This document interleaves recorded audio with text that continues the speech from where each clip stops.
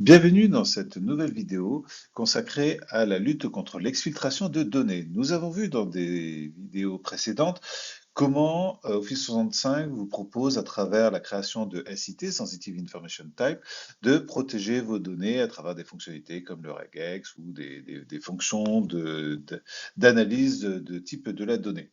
Une autre fonctionnalité est portée par l'EDM, l'EDM étant pour Exact Data Match. Dans la série de vidéos que vous allez pouvoir suivre, nous allons voir ce que c'est qu'un EDM, comment le créer et comment pouvoir agir et surtout quel est l'intérêt de cet EDM. Alors, pourquoi est-ce qu'on utilise un EDM? Tout simplement parce que le gros problème, vous l'avez vu sur les vidéos précédentes, c'est que lorsque vous utilisez un SIT, vous allez par exemple utiliser un regex qui va dire que, par exemple, vous voulez analyser une donnée qui, je sais pas moi, par exemple, ressemble à une plaque d'immatriculation. Donc, ça va être trois lettres, tiré trois chiffres, tiré deux lettres. Le problème, c'est que vous pouvez avoir d'autres chaînes de caractères qui correspondent à ça.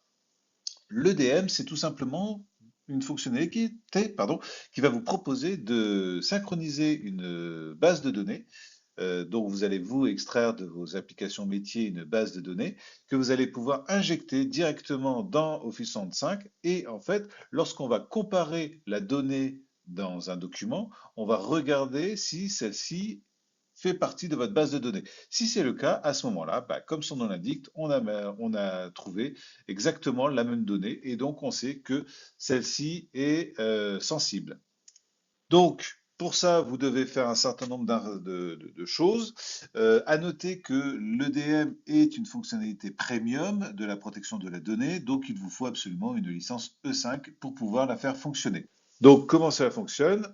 Donc, je vous l'ai dit, on va se baser sur un SIT. C'est pour ça que c'est intéressant pour vous de regarder, si vous n'avez pas déjà fait la vidéo sur le SIT, pour savoir ce que c'est. Donc, comment cela marche? Ben, comme je vous l'ai indiqué, on va se baser sur un SIT pour détecter une donnée sensible dans un document.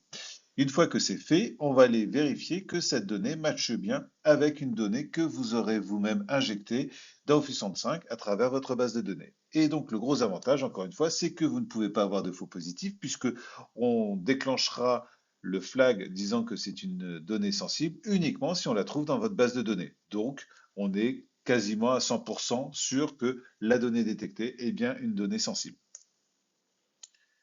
Par exemple, voilà le type d'information qui a été injectée. Elles sont hachées. Qu'est-ce que ça veut dire haché? Ça veut dire qu'en fait, elles sont cryptées plusieurs fois, de telle sorte qu'en fait, on ne peut pas, nous, Microsoft, deviner quelle est la donnée que vous nous avez donnée. D'accord? C'est comme les mots de passe. Les mots de passe, lorsque vous synchronisez vos mots de passe du on-prem avec le online, le mot de passe n'est pas envoyé en clair chez nous, il a été haché plus de 1000 fois, c'est-à-dire chiffré plus de 1000 fois.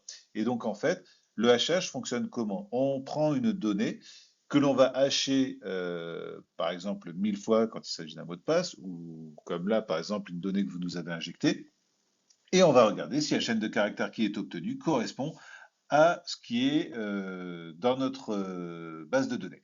Donc là, en l'occurrence, par exemple, si je prends le last name Rodriguez, il a été haché donc, et envoyé sous la forme 6F, 6E, 20, 69, 63, 4.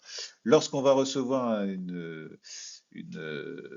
chaîne de caractères qui pourrait être une donnée sensible, on va la hacher de la même manière, avec le même protocole, et on va regarder si on obtient aussi un 6F, 6E, 20, 69, 63, 4. Auquel cas, on se dit, bah tiens, ça match, donc on a de la donnée sensible. Mais on ne sait pas, nous, Microsoft, ce que c'est. Encore une fois, on respecte votre privacy, donc on ne connaît pas vos informations. Si c'est pour vous une source d'inquiétude, donc rassurez-vous, Microsoft ne peut pas deviner quelles sont les informations que vous avez transmises dans votre EDM. Donc voilà, tac, vous voyez, c'est haché, et donc du coup, on regarde dans la table, et si ça match, effectivement, dans ce cas-là, on dit, eh oui, effectivement, on a bien trouvé de l'information sensible. Donc vous voyez, hein, on se base uniquement sur les hashes et non pas sur la donnée en elle-même. Comment vous allez mettre ça en place? Bah, c'est ce qu'on va voir dans les vidéos prochaines où justement je vais vous montrer comment créer, implémenter, synchroniser votre EDM. C'est dans une prochaine vidéo. Merci de votre attention.